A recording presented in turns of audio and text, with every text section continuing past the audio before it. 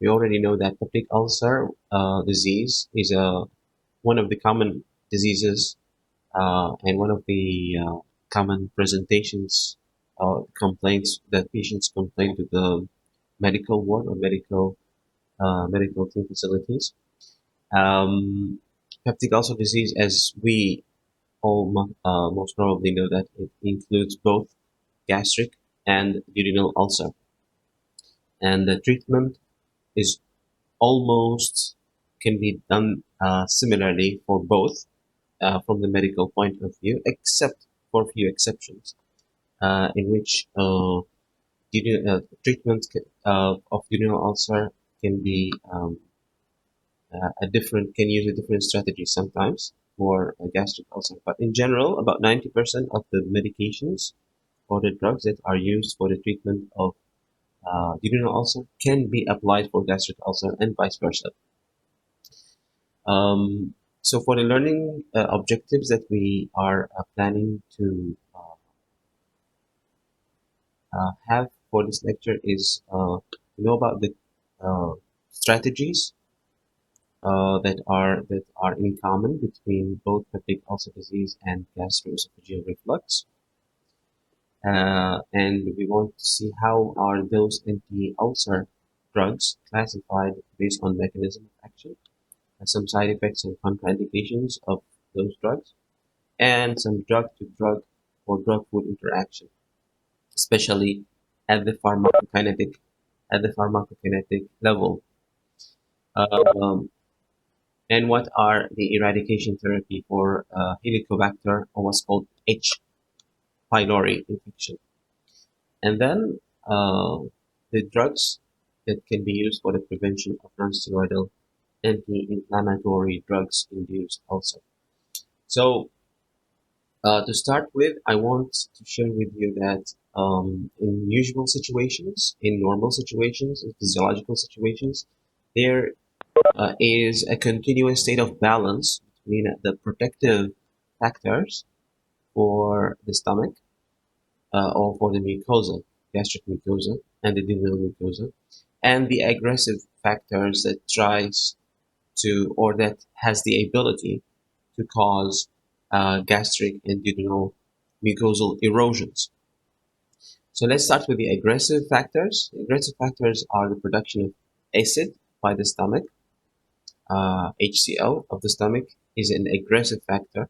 Pepsin, which is one of the digestive enzymes that are considered to be also have an erosive effect when it is active. Pepsin is the activated form of the inactive pepsinogen. Yep. And can anyone tell me at which pH does pepsinogen convert to pepsin? Is it at alkaline or at acidic pH? Can anybody answer this physiology question?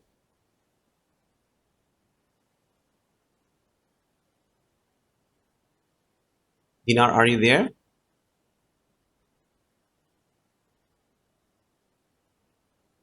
At which pH does the pepsinogen, the inactive pepsinogen, convert it to the active pepsin digestive enzyme?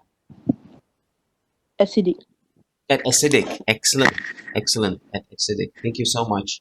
Uh, so in this case, the acidic pH means it's at the gastric pH, not the duodenal pH, because the duodenal pH is more alkaline.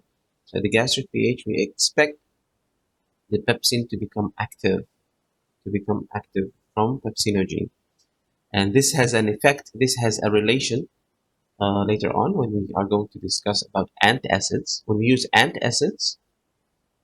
are going to use antacids for the treatment, antacid tablets, then we expect the pH of the stomach to become more alkaline. And this is one of the mechanisms of anti-ulcer mechanisms of antacids, because it elevates the gastric pH above the acidic level.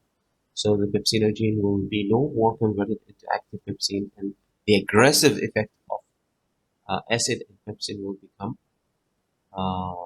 less or become neutralized. Yep. Somebody's waiting there. Who's waiting there in the lobby? Need to admit that I'm trying to admit that. Is everybody there? Is everybody there? Participants.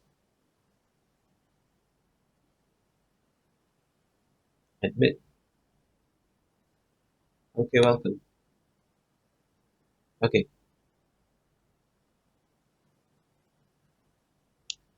So the other aggressive factor is the non-steroidal anti-inflammatory drugs itself, which can cause prostaglandin synthesis inhibition. And you have to put in mind, this is very important for you clinically later on, to understand the relation between non-steroidal anti-inflammatory agents, which includes aspirin, which includes um, ibuprofen, which includes uh, diclofenac, and many other names under non-steroidal anti-inflammatory drugs. Those are COX inhibitors, cyclooxygenase inhibitors enzyme, and therefore they inhibit, by inhibition of this cyclooxygenase, um, chiral transform. Okay, admit. By inhibiting this, the cyclooxygenase COX-1 enzyme, they also inhibit the prostaglandin synthesis, and prostaglandin are considered as a protective factor, as you can see on the other side of the equation, on the other side of the balance. Yep.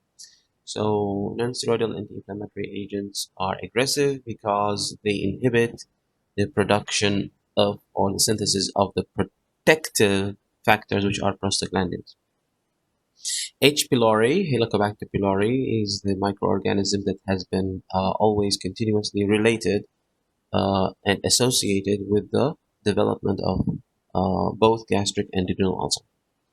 On the protective side, what is the protective mechanism against these aggressive factors? Naturally, the production of prostaglandin, especially prostaglandin E2 and prostaglandin F2 alpha, the production of mucus, production of bicarbonate, and the continuous mucosal blood flow, which helps to regenerate whatever has been destroyed from the gastric mucosal cells. So the mucosal blood flow and the bicarbonate and the mucus all are influenced by the level of prostaglandins.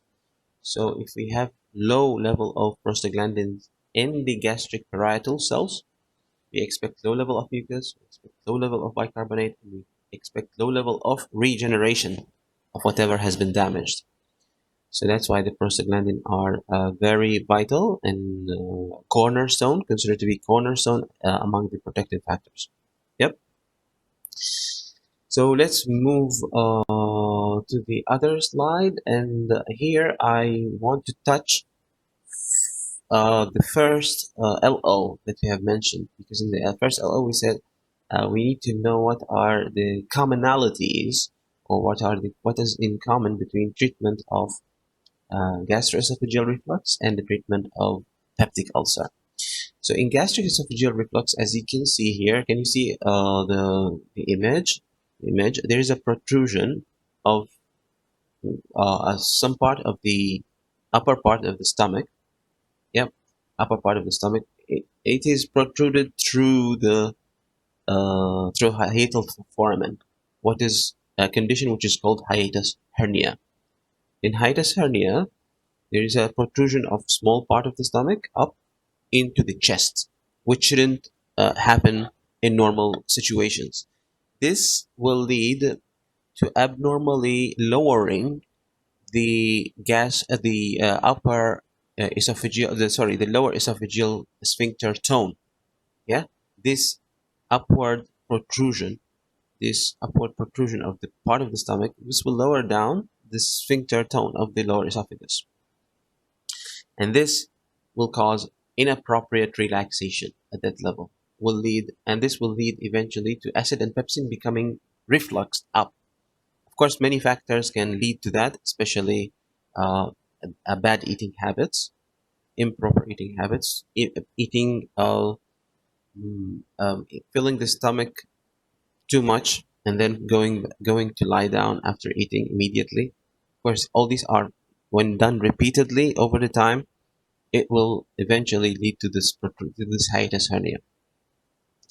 So there are non-drug strategies first that can be used to avoid and to also to treat the symptoms of gastroesophageal reflux. There will be always something called, what is the common symptom? In the commonest symptom that can be felt because of this protrusion of part of the Heart, stomach.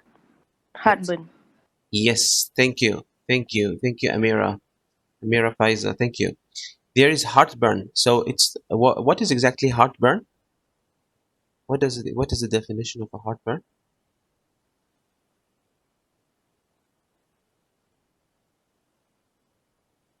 Because part of the stomach is protruding up into the chest, and because of the anatomical location of the stomach being at the at the epigastric and the hypochondrial region, left hypochondrial region and epigastric region. So this protrusion will make the acid gives a burning sensation in the chest more to the left. So that's why it's more located, as if it appears, as if the burning coming from the heart. That's why the burning sensation is coming from the acid, and the location is at the heart, the same location at the left lower chest, because this is where the the lower part of the or the upper part of the stomach has protruded.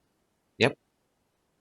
So the heartburn is very common, and of course also can have the patient can be presented with uh, abdominal pain, epigastric pain, yeah, because of the hernia and because of the pressure of the foramen, of the hiatus foramen from the diaphragm on this part, this protruding part. This can cause also epigastric pain. Yeah. Um, a patient can also suffer from nausea, recurrent attacks of nausea, un unexplained nausea to the patient. Yeah.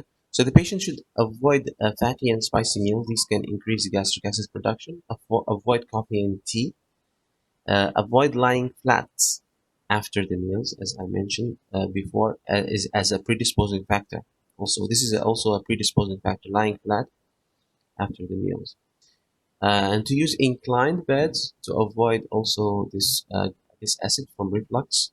So you use like 45 degrees, or to elevate the head of the bed in a 45-degree manner, so that the acid and pepsin will not efflux, or will not move up from the stomach up to the lower part of the esophagus.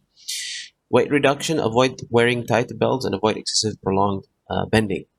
This is important, and the treatment of GERD, gastroesophageal reflux, is important to avoid serious future complications. The serious future complications might include bleeding, because the esophagus is not uh, ready to receive acid, unlike the stomach. The stomach is provided with a lot of mucus, a lot of bicarbonate ion, so it is provided with what is called the protective factors. But there are no protective factors in the esophagus. So that's why it is not ready to receive any kind of acid or pepsin. This can lead to bleeding, ulceration, bleeding of the lower esophagus. It can lead to esophageal stricture, and at the end, it can lead to a precancerous situation, which is called Barrett esophagus. Okay, so that's why treatment of GERD is very important to avoid long-term serious complications, which are what I've mentioned of bleeding, stricture, esophageal narrowing, and also Barrett esophagus.